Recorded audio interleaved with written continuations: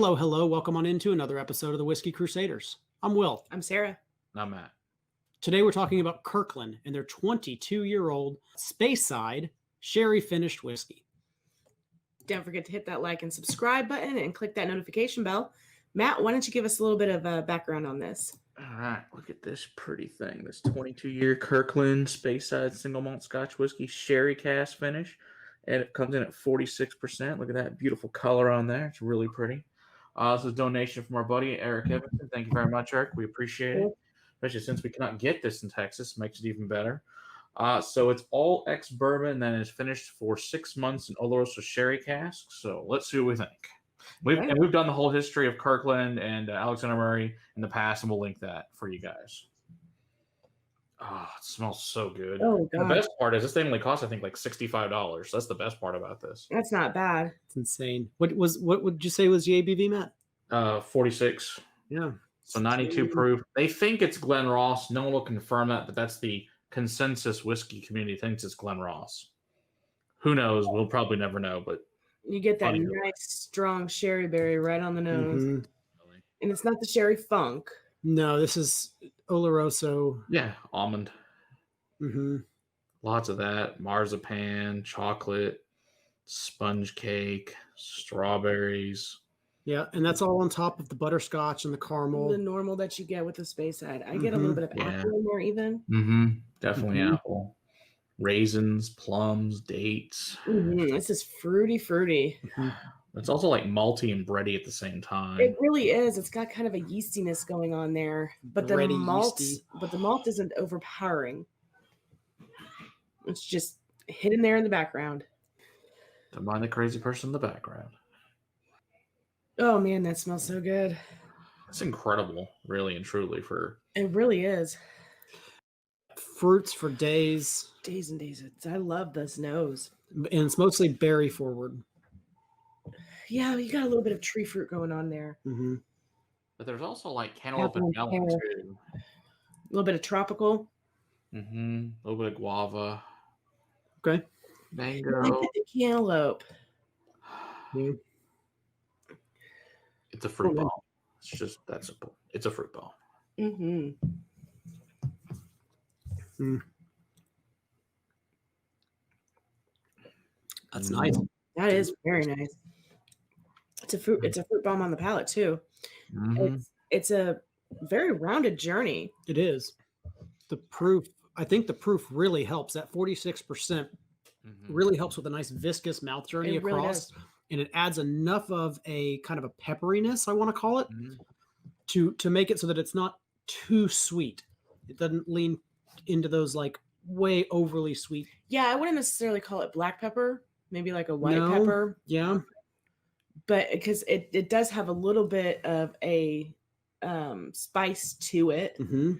But I wouldn't call it's about mid palate. Yeah. I want to call that probably the proof spike. Like cracked peppercorn, I think would be probably the most accurate on that.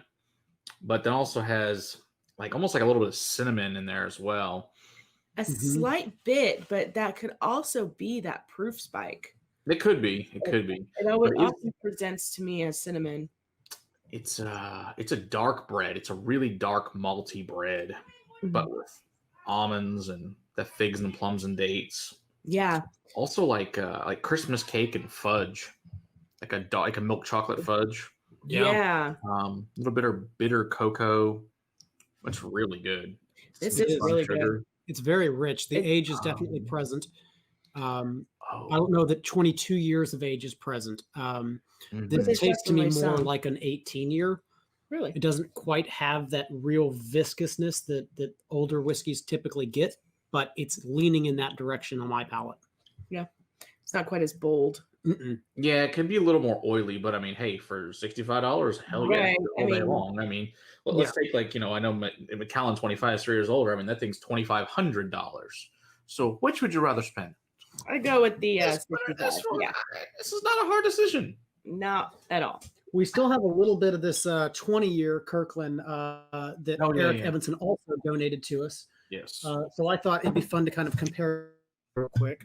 Agreed. So he gave us actually a 2019 version, which is this one, and then they have the 2020 version at their house. So We're going to compare these two and see what we think. Very different. Yeah. Similar on the nose, though. Very similar on the nose, but I get a little bit more butterscotch on the 20-year. A little bit more berry on the 22. It's a little bit darker on the 22. Yeah, the 20-year seems to be a little bit creamier on the nose at least. And then again, leaning more into the butterscotch, caramel, toffee, right, notes. Not as closely into the heavy berry notes. Right. The 22 has a lot more, brings a lot more of the sherry out. Agree. Way more, like I said, butterscotch and caramel and vanillas on the 20-year than the 22. Right. Same on the palate. Oh, but see, the 20-year to me is so much more rich and viscous for the age. For the age. It does seem to coat your palate a lot more and kind of lingers more. It does. It's a little bit more oily. Maybe sitting in those sherry casks. I don't know how long the 22-year sat in the sherry. It said 6 months. 6 months. How long did the 20 months? Or 6 months, yeah. 6 months? Sherry. Oh, maybe sitting in the cask for 2 years longer, it took away some of that creamy richness. I like the extra, the little bit older, you get more sherry funk on the 22 that I like better on the 22 than the 20. Yeah, I like the extra sherry berry as well. But I mean, for what's the price on the 20? Do you know? Like 60. I mean, we're like talking like $5 difference. Okay. Nice. You can't lose either way. I mean, essentially, it depends on, do you want more of the sweet side or do you want more of the fruity side? Do you want to spend $5 more for fruitiness, or do you want to, save that $5 for something else and go with the sweet? Just depends on what your palate prefers. See, and you say sweet. On the 20-year, I get much more of a viscous coating mouthfeel, a little bit more of that that white pepper, that peppercorn that we were talking about.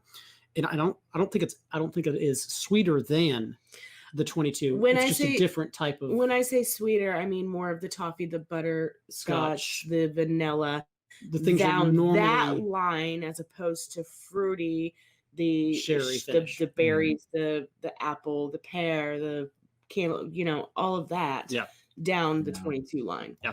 So that's what I mean when I say sweet. Although this is a little bit sweeter to me in the palate, just in general, and this one has a little bit more of that spice as opposed to the sweetness. Yeah. And a little more of that sherry funk, I think, a little bit. Yeah. Definitely. I just feel like the 20 just is a little bit more rich and viscous, and I can tell the age on the 20 more than I can tell the age on the 22. I think that's my only, back and forth on that. I also think the maltiness is a little bit more present on the 20 than the 22. Yeah, I agree with that. I don't know. I like this. I like the sherryness of the 22 more than the sweet, vanillas and caramels on the 20. But for either me, way, you're going to be happy. Either yeah. Difference. I mean, for me, for malty and fruity or malty and sugary. I mean, that's really the difference. Right. It would just depend on what I'm in that night. It's a mood thing. Price point, honestly, right? Compared to so many others at that same age, my goodness, you could pick up both of these for less than half the cost of Macallan at 2 years, 4 years younger. So, if you look at like Glendronach 18's like 165, right? So you could pick up $100 more and it's younger, right?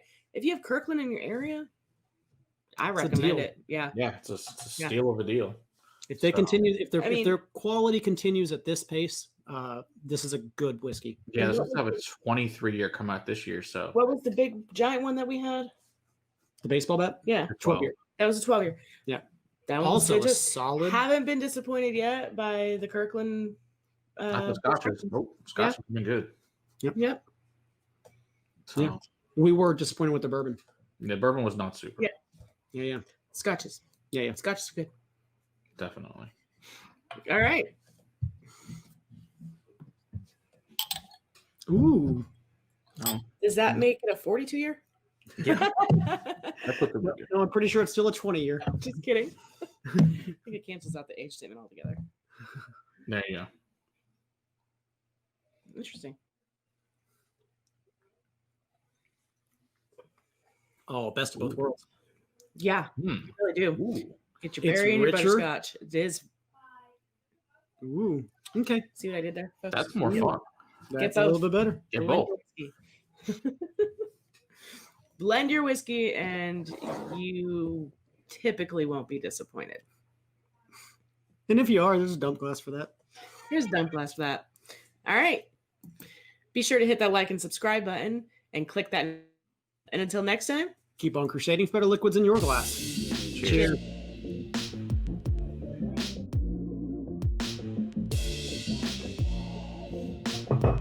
It's a good thing it breaks out into the music right then.